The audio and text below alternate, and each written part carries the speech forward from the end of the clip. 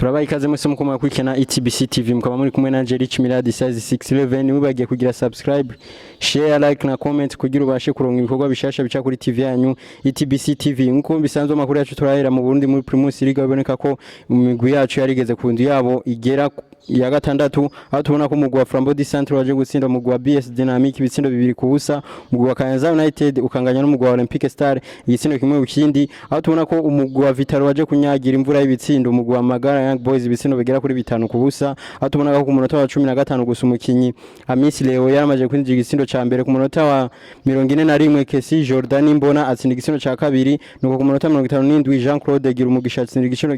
kigira gatatu nuko ku munota 63 Kesi Jordan ariyongera kuri double ikaba cari n'igitsindo kigira kane cyo ku ruhande rw'umugwi wa Vitaro nuko Juma Kagari ku munota wa 77 atsinda igitsindo ca gatanu nuko urukino ruza kurangira ku bitsindo 5 ku busa rw'umugwi wa Magara Young Boys nuko turavye umugwi wa Vitaro umaze gutsinda ibitsindo bigira kuri 14 mu nkino zitandatu gusa umaze gukina aho tubona ko umugwi usanzwe umenyereza n'umumenyereza Paris Sahabu uboneka ko uri rigenza neza mu yigano rya Primus League y'u2023 rishira 2024 ukaba ari naho umugwi ufata ikibanza ca mbere n'amanota agera kuri 18 mu nkino zitandatu umaze gukina ukaba uzigamye ibitsindo bigera ku 9 tuciye muri CAF Champions League biboneka ko umugwi wacu wari waserukiye Burundi ari wo Bumamuru wari watanye mu mitwe n'umugwi wa Mamelodi Sundowns mu rukino rwo gusubirira ndabibutse ko urukino rw'imbanzi umugwi wa Mamelodi Sundowns watsinze ibisindo bigera kuri 4 ku busa bwo ku ruhande rw'umugwi wa Bumamuru nuko n'urukino rwo gusubiriza nuko umugwi wa Mamelodi Sundowns wagarutse kandi utsinda ibisindo bigera kuri 2 ku busa by'umugwi wa Bumamuru ikaba ari aggregate ibisindo bigera kuri 6 ku busa nuko rero umugwi wacu wa Bumamuru ucuba urasezerewe mu igana rya CAF Confederation Cup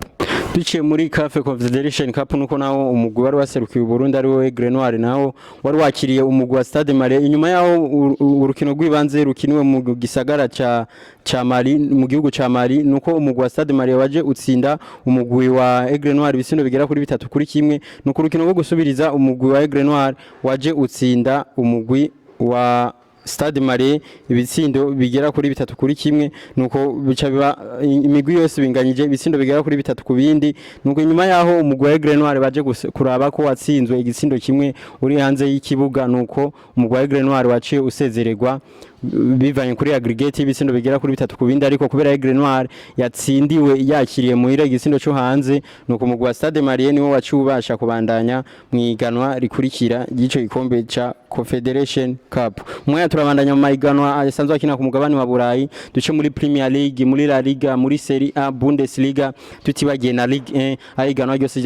zari zagarutse mu weekend duherutse kurana turahera muri Premier League aho tubona ko iganwa rya Premier League ryagarutse ku ndu yabo girindwi aho tubona ko umugwi wa Nottingham Forest waje kunganya n'umugwi wa Brentford igisino kimwe ukindi nuko Tottenham Hotspur mu kintu tari goroshe cyane waje gutsinda umugwi wa Liverpool ibisindo bigera kuri 2 kuri kimwe naho biboneka ko umugwi wa Liverpool wari wagerageje gudefanda umugwi wa Tottenham nuko ndabibutse ko umugwi wa Liverpool warose makarata agera kuri 2 atukura nuko umugwi wa Tottenham Hotspur waje kuronka igisindo ku munota wa nyuma bivanye no kushuti yatewe n'umukinyi Mingson igaca ku mukinyi Matip akabaza kwitsinda nuko Matip rero ari we yitsinze mu igori giwe nuko umugwi wa Tottenham Hotspur ubutahukanye itsinzi y'ibitsindo bigera kuri 2 kuri kimwe cy'umugwi wa Liverpool nuko rundi rukino rutorosha wa mugwa Manchester City wari wagendeye umugwa wa Wolverhampton nuko umugwa wa Manchester City uza gutangazwa n'umugwa wa Wolverhampton mu gutsindwa ibitsindo bigera kuri 2 kuri kimwe tubona ko umugwa wa West Ham United waje gutsinda umugwa wa Sheffield United ibitsindo 2 ku busa Newcastle igatsinda Burnley 2 ku busa Manchester United nayo bandanya itigenza neza nuko yaje gutsindwa kibuga cabo ca Old Trafford utsindwa n'umugwa wa Crystal Palace igitsindo kimwe ku busa nuko umugwa wa Everton watsinzwe n'umugwa wa Luton ibitsindo 2 kuri kimwe Bournemouth utsindwa n'umugwi wa Arsenal ibisindo bigera kuri 4 ku busa umugwi wa Aston Villa utsinda umugwi wa Brighton Hotspur unyagiye ibisindo bigera kuri 6 kuri kimwe turavye uko inkino kuno munsi wa mbere umugwi wa Chelsea uzawukina urukino rwabo rugira indwi wakira umugwi wa Fulham nuko turavye uko imigwi isumbana ku ndwi yabugira indwi muri Premier League nuko umugwi wa Manchester City ugifata ikibanza ca mbere n'amatagera kuri 18, umugwi wa Tottenham Hotspur ugafata ikibanza ca kabiri n'amatagera kuri 17, Arsenal ikibanza ca gatatu n'amanota 17, nuko Liverpool igafata ikibanza ca kane n'amatagera kuri 16, nuko turavye umugwi wa Manchester United uza mu kibanza ca 10 n'amatagera kuri 9, nuko umugwi wa Chelsea ugafata ikibanza ca 15 n'amatagera kuri 5, umugwi wa Bournemouth, Burnley na Sheffield niyo migwi itatu ifata ibibanza vya nyuma. Turavye abakibi bamaze gutsinda ibitsindo vyinshi nuko tubona umukinyi Erling Haaland wa Manchester City ari wafata ikibanza ca mbere n'ibitsindo 8, Heung-min Son agafata ikibanza ca kabiri n'ibitsindo 6, nuko Jordan Bowen agafata ikibanza ca gatatu n'ibitsindo 5, umukinyi Edward wa Crystal Palace agafata ikibanza ca kane n'ibitsindo bigera kuri 4. Duciye muri La Liga mu igano rya La Liga mu gihugu ca Espagne nuko nabo bari babandanyije ku ndi babugira 8, aho tubona ko inkino zagiye zirakinwa zari zoroshe nuko umugwi wa Girona waje gutsindwa n'umugwi wa Real Madrid ibitsindo bigira kuri 3 kubusa, harimo igitsindo c'umukinyi Jose ku munota wa 17, nuko Chouameni atsinda igitsindo ca kabiri ku munota wa 21, nuko umukinyi Jude Bellingham atsinda igitsindo ca gatatu ku munota wa 71, anaho umugwi wa Real Madrid watsinze ibitsindo 3 kubusa, nuko ukino gwaje kurangira umugwi wa Real Madrid ku ruhande rwabo umukinyi naco aronse ikarata itukura, nuko naco abarasosa ikibuga, ariko umugwi wa Real Madrid utahukana itsinzi y'ibitsindo bigera kuri 3 kubusa bw'umugwi wa Girona, abiboneka ko urukino rutari goroshe. Nuko umugwi wa FC Barcelona mu rukino wari wakiriye umugwi wa Sevilla, nuko umugwi wa FC Barcelona waje gutsinda igitsindo kimwe kubusa bw'umugwi wa Sevilla, igitsindo citsinzwe n'umukinyi Sergio Ramos ku munota 76, nuko umugwi wa FC Barcelona uburonse itsinzi bitoroshe gutsinda umugwi wa FC Sevilla igitsindo kigera kuri kimwe kubusa. Urundi rukino rwakinye rutari goroshe muri La Liga nuko umugwi wa Atletico Madrid waje gutsinda umugwi wa Cadiz ibitsindo bigera kuri 3-2, aho tubona ko umukinyi Pires ku munota wa 12 yaramaje kuronka igitsindo ca mbere ku mugwi wa Cadiz, nuko umukinyi Marti ku munota wa 27 atsinda igitsindo ca kabiri ku ruhande rw'umugwi wa Cadiz, nuko baja ku rukino bagira baje kuruhuka umukinyi Korea aje gutsinda igitsindo ku munota wa 32 ku ruhande rw'umugwi wa Atletico Madrid, imigwi yomi ija kuruhuka ari ibitsindo bigera kuri 2-1 gutsinzi y'umugwi wa Cadiz, nuko bakigaruka mu kibuga umukinyi Molina yaje gutsinda igitsindo ca kabiri ku ruhande rwa Atletico Madrid ku munota wa 46, nuko umukinyi Angel Correa aza gutsinda igitsindo ca gatatu ahisha itsinzi umugwi wa Atletico Madrid ku munota wa 66, nuko urukino ruza kurangira ku bitsindo bigera kuri 3-2 by'umugwi wa Cadiz. Turavye imigwi uko isumbana amanota kwindwi yabigira 8, nuko umugwi wa Real Madrid ufata ikibanza ca mbere n'amanota agera kuri 21, umugwi wa FC Barcelona ufata ikibanza ca kabiri n'amanota agera kuri 20, umugwi wa Girona ufata ikibanza ca gatatu n'amanota agera kuri 19, nuko Atletico Madrid mu nkino indwi usanzwe ufise urukino rumwe rw'ikirarane ufata ikibanza ca kane n'amanota agera kuri 16, nuko imigwi itariki rigenza neza ari umugwi wa Las Palmas, Granada na Almeria bafata ibibanza bitatu vya nyuma. Turavye abakinyi bafise ibitsindo vyinshi muri La Liga kundi yabigira 8, nuko umukinyi Jude Bellingham w'umugwi wa Real Madrid afata ikibanza ca mbere n'ibitsindo 6, nuko Robert Lewandowski agafata ikibanza ca kabiri n'ibitsindo bigera kuri 5, nuko Alvaro Morata wa Atletico Madrid agafata ikibanza ca gatatu n'ibitsindo bigera kuri 5, nuko Takefusa Kubo w'umugwi wa Real Sociedad agafata ikibanza ca kane n'ibitsindo bigera kuri 5. Tubananje n'igano rya Serie A wiboneka ko bari bageze ku ndi babigira 7, nuko tubona umugwi wa AS Roma waje gutsinda umugwi wa Frosinone ibitsindo 2 kubusa, umugwi wa Juventus mu gironta rworoshuza kunganya n'umugwi wa Atalanta Bergamo ibitsindo bigera kubusa ku bundi, nuko umugwi wa Inter de Milan mu gironta rworoshe naho waje kunyagira imvura y'ibitsindo umugwi wa Salernitana mu kutsinda ibitsindo bigera kuri 4 kubusa, ibitsindo byose byinjijwe n'umukinyi umwe gusa ari we Lautaro Martinez kapiteni emblematike w'umugwi wa Inter de Milan, nuko umugwi wa Milan waje gutsinda umugwi wa Lazio Roma ibitsindo 2 kubusa, umugwi wa Lecce uza gutsindwa n'umugwi wa Napoli ibitsindo bigera kuri 4 kubusa. Turavye imigwi uko isumbana amanota kundi wabo 7 bamaze gukina muri Serie A mu gihugu c'Ubutaliyano, nuko umugwi wa Inter de Milan ufata ikibanza ca mbere n'amanota agera kuri 18, umugwi wa Milan ugafata ikibanza ca kabiri n'amanota agera kuri 18, umugwi wa Napoli ugafata ikibanza ca gatatu n'amanota agera kuri 18, umugwi wa Juventus Dortmund ugafata ikibanza ca kane n'amanota agera kuri 18, nuko imigwi ya Salernitana, Empoli na Cagliari ariyo migwi ifata ibibanza vya nyuma muri Serie A. Turavye abakinyi bafise ibitsindo vyinshi, nuko tubona ko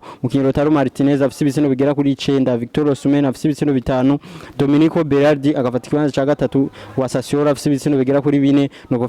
Federico Chiesa wa Juventus agafata ikibanza ca kane n'ibitsindo bigera kuri 4, na Olivier Giroud mu Faransa afata ikibanza ca gatanu n'ibitsindo bigera kuri 4 gusa.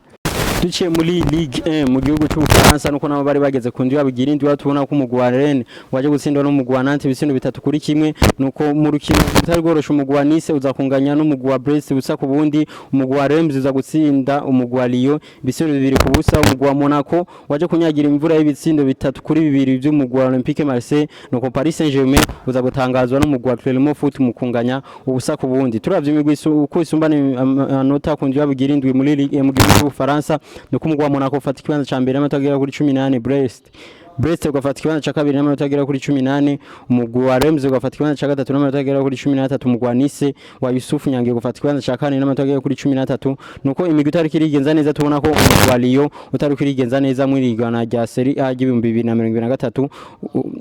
uboneka ko ufata ikibanza ca 18 n'amanota agera kuri 2 gusa turavye abakiyi bafise ibitsindo vyinshi muri Ligue 1 nuko Kylian Mbappé afise ibitsindo bigera ku ndwi Ecole Adams afise ibitsindo 5 Mustafa Mohamed afise ibitsindo bigera kuri 5 Nabil Aliou afata ikibanza ca kane n'imitsindo bigera kuri 4 gusa mukaya tugaca muri Bundesliga biboneka ko nabo iganwa ryari ryagarutse ubundi bushe duciye muri Bundesliga nuko biboneka ko iganwa ryari ryagarutse ku ndwi babugira gatandatu abo tubona ko umugwi wa Fribourg waje gutsinda umugwi wa Augsburg ibitsindo 2-0 umugwi wa Darmstadt utsinda umugwi wa Werder Bremen ibitsindo 4-2 nuko urukino utari umugwi wa RB Leipzig unganya n'umugwi wa Bayern Munich ibitsindo bigera kuri 2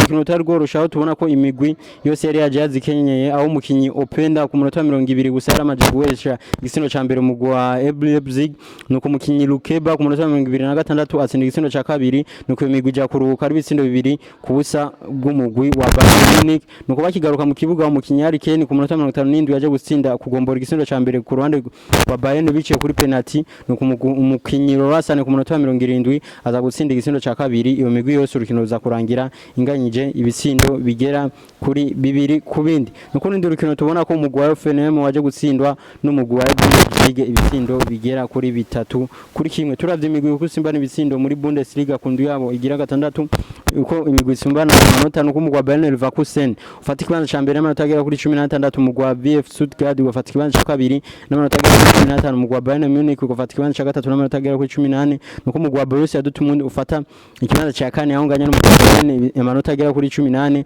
aho tubona ko imigwi ya Bochum FC Cologne na Mayence ariyo migwi ifata ikibanza ca nyuma muri Bundesliga turugiye turaba abakinyi bafise ibitsindo vyinshi ku ndwi yabo igira gatandatu muri Bundesliga nuko tubona ko umukinyi Girias afise ibitsindo bigera kuri 10 asanzwe akina umugwi wa